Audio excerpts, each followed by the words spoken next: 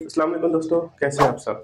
हम जानते हैं कि नई इन्फॉर्मेटिव वीडियो में आप सबका वेलकम है। आज फ़लस्तीन के हर शहर, हर गांव, हर गली में एक नई जंग जारी है। शेख जारा से लोग अपने घरों से निकाले जा रहे हैं। फ़लस्तीन के लोग अपने आने वाले वक्त को देखते हुए ये साफ देख रहे हैं, इनका हर हक छीना जा रहा है। गजा शहर की गलियां जहां हर रोज दुश्मन की बमबारी जारी है। फलस्तीनियों को हर दिन नए दुख दर्द का सामना करना पड़ रहा है। इसराइल की फौज अपनी पूरी ताकत यूज करके फलस्तीनियों की जिंदगियों में अंधेरा डाल रही है। हर एक पल, हर एक जख्म ये सब कुछ दिखाता है कि ये सिर्फ एक जंग नहीं, ये एक इंसाफ की तलाश है। क्या फलस्तीनियों को इंसाफ मिलेगा? लेकिन ये कहानी सिर्फ आज की नहीं है। आज अगर हम देख रहे हैं फलस्तीन के लोग किस तरह अपने घरों से निकाले जा रहे हैं, उनके ऊपर किस तरह मजालिम हो रहे हैं, ये उनकी नस्लों की कहानी है। ये सिर्फ आज की बात नहीं है। ये लड़ाई वो है जो फलस्तीनियों के लिए कभी खत्म नहीं हुई। ये एक ऐसी जंग है जिसमें हर फलस्तीनी के दिल में अपनी जमीन का एक ख्वाबों का जहां होता है। ये जो आज हो रहा है 1917 में भी हुआ था। इसमें जो दर्द और जो गुस्सा है वो 1948 और 1917 में भी हुआ था, जब फलस्तीन का हर शख्स अपने खोए हुए घर और अपने हक को वापस पाने के लिए जीता था। ये इनके नस्लों की कहानी है जो इनके साथ किया जा रहा है। और इस कहानी की शुरुआत होती है जहां अहमद, एक छोटा सा किसान, अपने संतरों के बागों में अपने जिंदगी के ख्वाबों को संभालते हुए एक बदलते हुए वक्त का सामना कर रहा है, जब बेलफोर डिक्लेरेशन ने सब कुछ बदल दिया था। ये वो वक्त था जब बेलफोर डिक्लेरेशन ने सब कुछ बदल दिया था। एक ऐसा वक्त जो फलस्तीनियों की जिंदगी को एक जदोजहद बना गया और अभी तक उसका फैसला ना हो सका।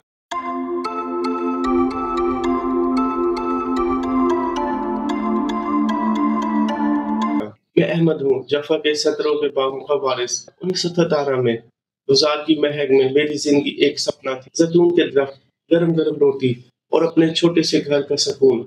जफ़ा का बाजार मेरी दुनिया का दिल है। ये जैतून मेरी मेहनत के फल है, मेरी रोजी रोटी। लेकिन आज एक अफवाह ने मुझे हिला दिया।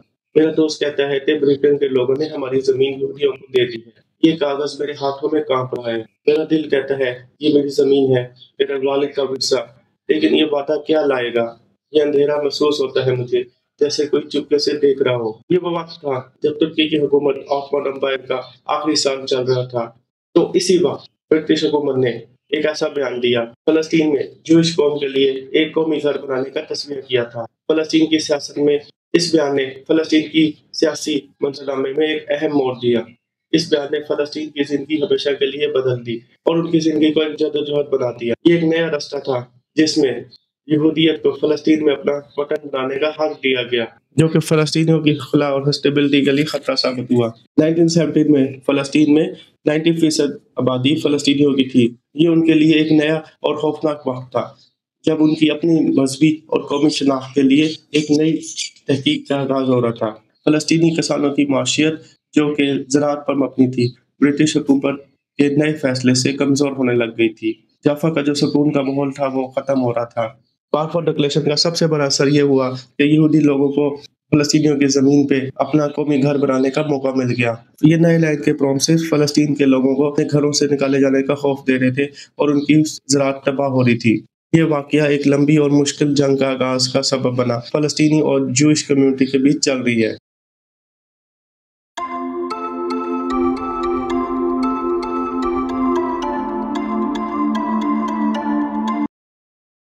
1936 है, नाब्लुस के बाजार बंद है। ये हड़ताल मेरी आवाज है। अंग्रेज और यहूदी हमारी जमीन छीन रहे हैं। ये रसाला जो मैं छुपा रहा हूँ, दिल बोलता है लड़ना जरूरी है, मगर लैला का मासूम चेहरा याद आता है। उनकी आंखों में खौफ नहीं देख सकता। ये जुनून, ये डर दोनों मुझे खींच रहे हैं। क्या ये लड़ाई हक देगी? 1936 और 1939 की ये हड़तालें यूनिस प्रेजेंट के भरने और ब्रिटिश फोर्स के रिस्पॉन्स में थी। 1936 तक 1 लाख से ज्यादा जूइश इमिग्रेंट्स फलस्तीन में बस चुके थे और फलस्तीनियों के लिए जमीन खोने का खौफ पहले से ज्यादा हकीकत बन गया था। ये बगावत एक नेशनलिस्ट मूवमेंट थी। 1936-1939 की अरब बगावत ज़ियोनिस्ट प्रेजेंस के भरने और ब्रिटिश फोर्स के रिस्पॉन्स में थी। इस बारे में ब्रिटिश का जवाब बहुत ही ज्यादा सख्त था, जिसमें मिलिट्री क्रैकडाउन और हजारों फलस्तीनियों की कैद शामिल थी। नाब्लुस इस रेजिस्टेंस का एक अहम मरकज था, जहाँ के कई लोग स्ट्राइक्स, प्रोटेस्ट और डायरेक्ट एक्शन में शामिल हुए। 1936 तक 1 लाख से ज्यादा ज्यूश इमिग्रेंट्स फलस्तीन में बस चुके थे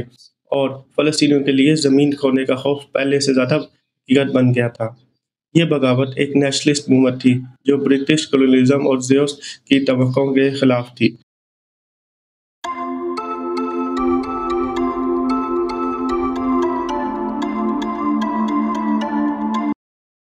1948 है, मेरा गाँव जल रहा है, ये चाबी मेरी ज़िंदगी का ताला है, अम्मी के हाथों का खाना, लैला के हँसते खेल, मगर ये आग, ये चीखें दिल को टुकड़ों में तोड़ देती हैं। लबनान की सड़क पे चलता हूँ, हर कदम के साथ यादें दब रही हैं।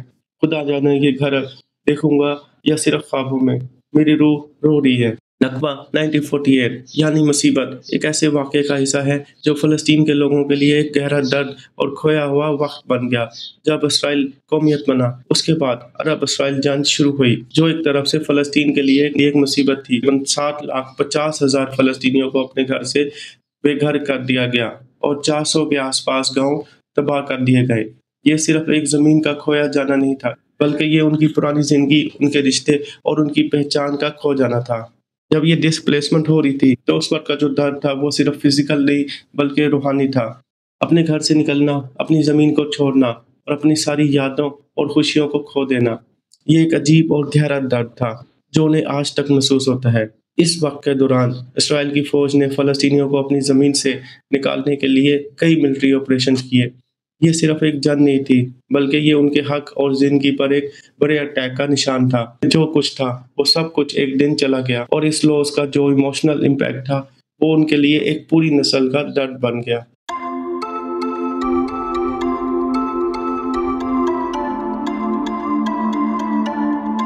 1956 है। लबनान के कैंप में जिंक एक जंग बन गई है। मैं जाल लगा रहा हूँ, लेकिन समंदर बहुत दूर है। रेडियो बोलता है, सोच में लड़ाई हो रही है, शायद कुछ बदले इससे। मैं लैला को रोटी दे रहा हूँ और कहता हूँ, हिम्मत रखो। लेकिन ये टेंट, ये बेघरी मेरे दिल पर बहुत भारी है। कभी जाफा के बाग याद आते हैं और मेरी आंखें भर आती हैं। फिर भी हम जिंदा हैं, जी रहे हैं। तबाह के बाद हजारों फलस्तीनियन जैसे अहमद को अपने घर छोड़कर पड़ोसी मुल्कों में रेफ्यूजी कैंप्स में जाना पड़ा, जैसे लबनान, जॉर्डन और सीरिया, जहां हजारों फलस्तीन अपना सब कुछ खोने के बाद आए थे। सूज क्राइसिस 1956 ने अरब दुनिया का ध्यान अपनी तरफ खींच लिया और इस वजह से फलस्तीनियों को अपने हालात के लिए खुद लड़ना पड़ा, बिना किसी मदद के। कैंप्स में जो शिद्दत थी और पूरी अवाम का बेघर होना, ये एक नई और बहुत मुश्किल हकीकत बन गया था। लेकिन इस सब के बावजूद फलस्तीनी बहुत मजबूत थे। उनका हौसला और दिलेरी कभी भी कम नहीं हुई। उनकी पहचान उनकी ज़मीन से जुड़ी थी और उनके दिल में अपने वतन और अपने घर की यादें हमेशा जिंदा थी।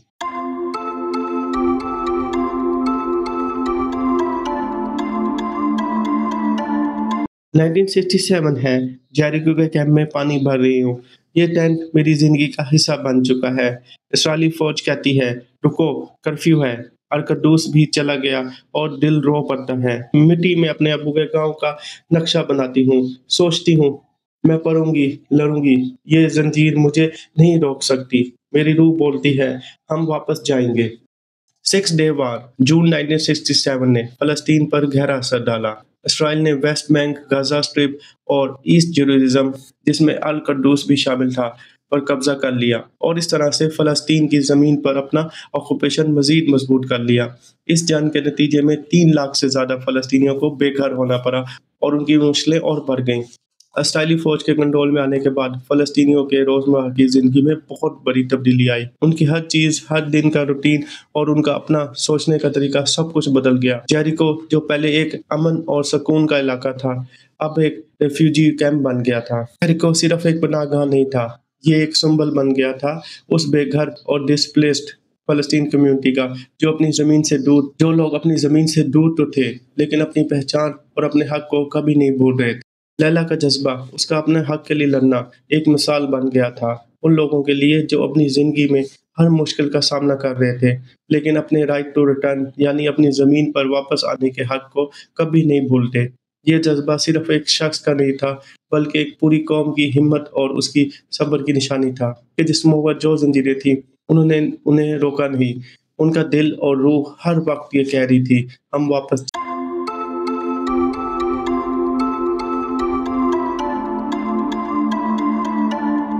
1973 है, शतीला में बच्चों को पढ़ाती हूँ। ये टेंट मेरी छोटी दुनिया है, लेकिन रेडियो बोलता है, मिस्र और सीरिया हमारे लिए लड़ रहे हैं। दिल कहता है, शायद ये जंग हमें घर वापस ले जाए।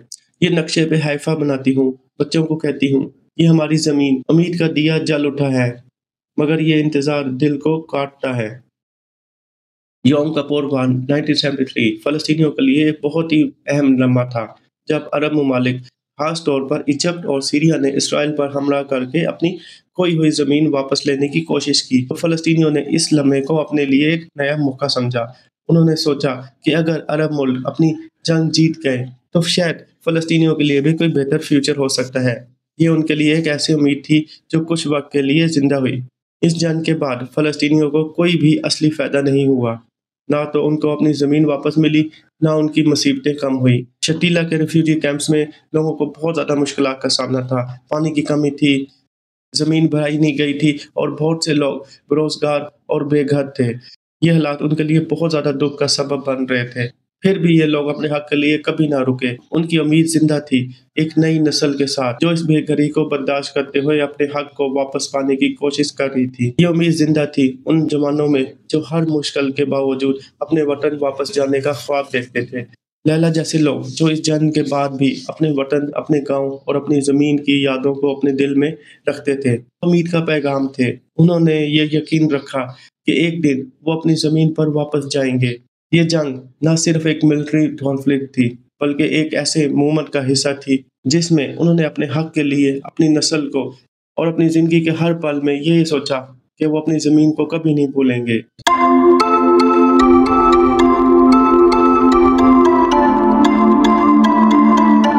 1993 है, रामूला में खुशी का माहौल है।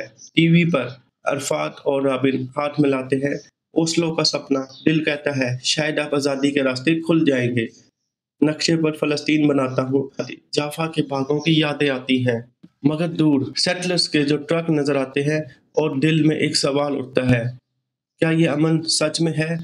ये उम्मीद एक पतला धागा है, जो कभी भी टूट सकती है। ओस्लो अकॉर्ड्स 1993 एक ऐसा लम्हा था, जब फ़लस्तीनियन लिबरेशन ऑर्गेनाइजेशन (PLO) और इसराइल ने एक दूसरे को पहचाना और फ़लस्तीन सेल्फ रूल्स के लिए एक फ्रेमवर्क पर एग्रीमेंट किया। ये पहली दफ़ा थी जब दोनों तरफ से इतनी अहम तस्वीरात बातें हुई थी। बहुत से फ़लस्तीनीज़ के लिए ओस्लो अकॉर्ड्स यानी ओस्लो एग्रीमेंट का साइन होना एक उम्मीद का पल था, क्योंकि उन्होंने सोचा कि शायद इससे एक इंडिपेंडेंट फ़लस्तीन का रास्ता खुलेगा। लेकिन ये उम्मीद बहुत जल्दी टूट गई, जब इस्राएली सेटलमेंट्स का एक्सपेंशन बढ़ने लगा। ये उन लोगों के लिए बहुत बड़ा शॉक था, जो अपने वतन वापस जाने का सपना देख रहे थे।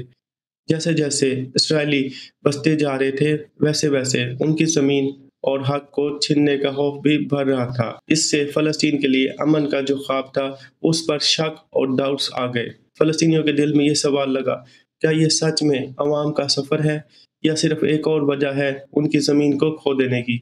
ये कन्फ्यूजन और डिसअपॉइंटमेंट उनके डेली लाइफ का हिस्सा बन गई थी, और वो हर दिन ये सोच रहे थे कि क्या एग्रीमेंट उनकी असली आज़ादी और हक़ के लिए कुछ कर पाएगा, या फिर ये सिर्फ एक और सियासी दिखावा है।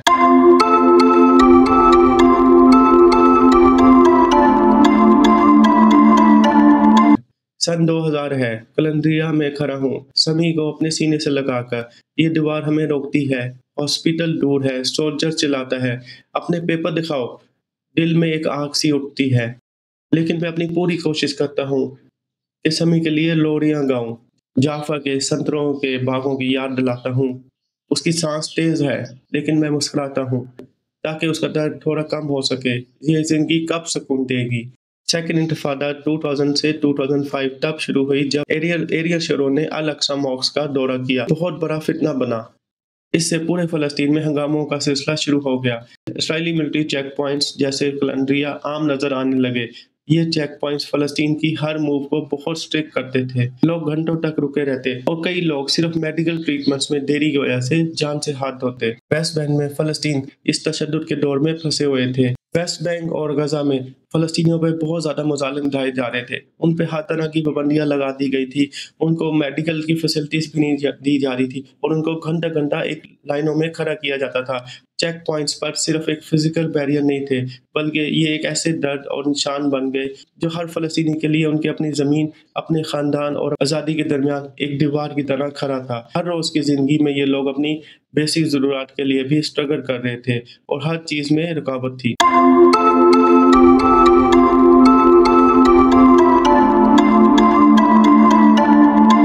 गजा में खुशी का मंजर है। टीवी पर सेटलर्स जाते हुए नजर आते हैं। ہم مٹھائی بانٹ رہے ہیں۔ دل کہتا ہے شاید آپ آزادی سانس لیں، مگر یہ ناکہ بندی، یہ دیوار دل میں خوف جگاتی ہے۔ سمی کو کہتا ہوں بیٹا ایک دن سمندر ہمارا ہوگا۔ یہ امید ایک چھوٹا دیا ہے جو ہوا میں جلتا بجھتا ہے۔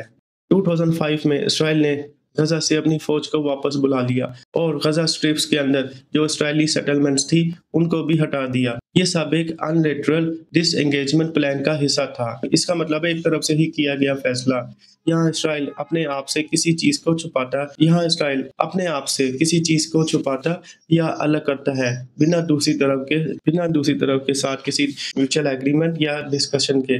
اس کیس میں اسرائیل نے اپنی فوج کو اور سیٹلمنٹس کو غزہ سے واپس بلایا بنا کسی فلسطینیوں کے ساتھ ڈائریکٹ بات چیت کے۔ یہ ایک ایسا ایکشن تھا جو صرف اسرائیل نے لیا اور اس کا مقصد غزہ کو اپنے کنٹرول سے نکالنا تھا، لیکن اس سے پیس یا اسٹیبلٹی نہیں آئی بلکہ غزہ پر زیادہ ریسٹرکشن اور پرابلمز بڑھ گئیں۔ کچھ لوگوں کے لیے امن کی طرف ایک قدم تھا، لیکن اس کے بعد غزہ پر سختی اور بھی سخت ہو گئی۔ 2006 کے الیکشن کے بعد حماس نے وہاں حکومت سنبھالی اور یہ چیز غزہ کی سیاست کو اور بھی مشکل بنا گئی۔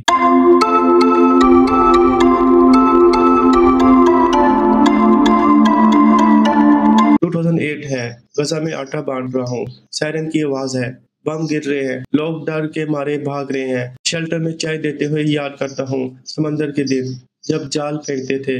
دل کہتا ہے ہم برداشت کر لیں گے، مگر یہ بندش، یہ درد دل کو کاٹتا ہے۔ سمی کا چہرہ یاد آتا ہے اور میں دعا کرتا ہوں۔ آپریشن کاسٹ لیڈ 2008-2009 ایک ملٹری آپریشن تھا جو اسرائیل نے غزہ اسٹرپ میں حماس کے راکٹ فائر کے جواب میں کیا۔ اس آپریشن کے دوران 1400 سے زیادہ فلسطینیوں کی جان گئی، جس میں زیادہ تر عام لوگ تھے، یعنی سیولینز۔ اسرائیل کے بلاکیڈ پہلے ہی غزہ کی اکنامی کو شکست دے چکے تھے، لیکن یہ جنگ اس درد کو اور بھی بڑھا گئی۔ گھروں کی تباہی، جان کا نقصان اور سیج کا جو فزیکل اور سائیکولوجیکل اثر تھا، اس سے غزہ میں بہت بڑے ٹراما کا سامنا کرنا پڑا۔ اس سب کے باوجود فلسطینیوں کی ریزسٹنس کم نہیں ہوئی۔ رامی جیسے لوگ اپنی فیملی اور کمیونٹی کے لیے کام کرتے رہے۔ ان کا حوصلہ ایک مثال بن گیا۔ یہ لوگ ہر مشکل کے باوجود اپنی زندگی کو آگے بڑھاتے رہے، اپنی زمین اور اپنی زندگی کے حق کے لیے لڑتے رہے۔ یہ ریزیلنس اور ان کی ہمت اپنے حق کے لیے ان کا جذبہ ہی تھا جو ان کو ہر دن جینے کی طاقت دیتا تھا۔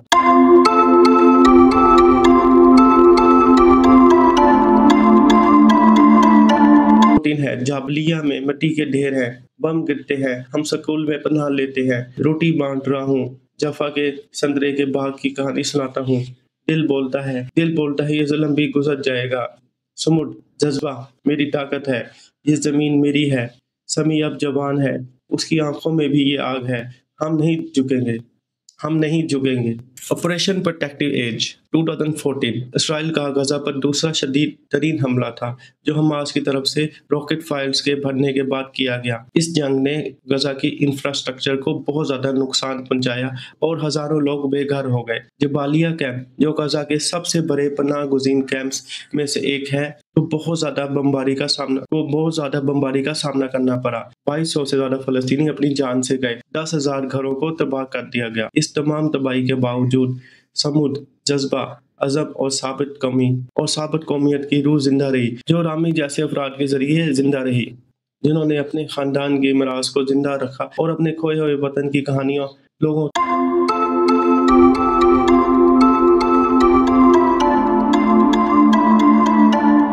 2018 ہے، غزہ کے بارڈر پہ کھڑا ہوں سمی کے ساتھ۔ یہ جھنڈا میری آواز ہے، واپس جانا ہمارا حق ہے۔ ٹیئر گیس آنکھیں جلاتی ہے، گولی کی آواز دل کو چیرتی ہے، مگر میں چلاتا ہوں۔ فلسطین زندہ ہے، فلسطین زندہ ہے، دل بولتا ہے، یہ زمین ہمیں پکارتی ہے۔ سمی کا جنون مجھے طاقت دیتا ہے، ہم رکیں گے نہیں، ہم واپس جائیں گے۔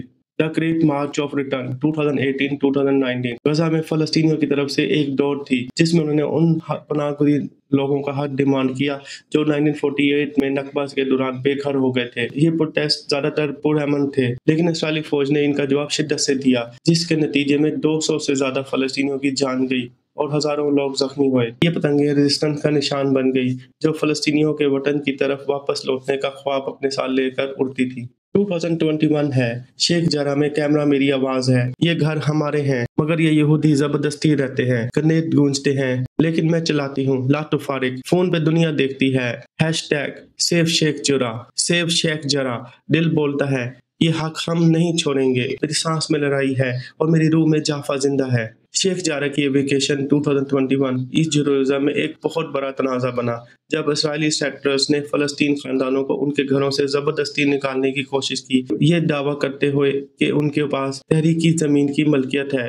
حوالے ہیں #سیو شیخ جارح موومنٹ نے دنیا بھر کا توجہ حاصل کی، جو فلسطینیوں کو گھروں سے مستقل بے گھر ہونے کی مثال بن گئی، اور پروٹیسٹ اور میڈیا کیمپینز نے انصاف کے لیے آواز اٹھائی۔ فلسطینیوں کا جذبہ ان کے خلاف زندہ ہے، خاص طور پر ایسے علاقوں میں جیسے شیخ جارح۔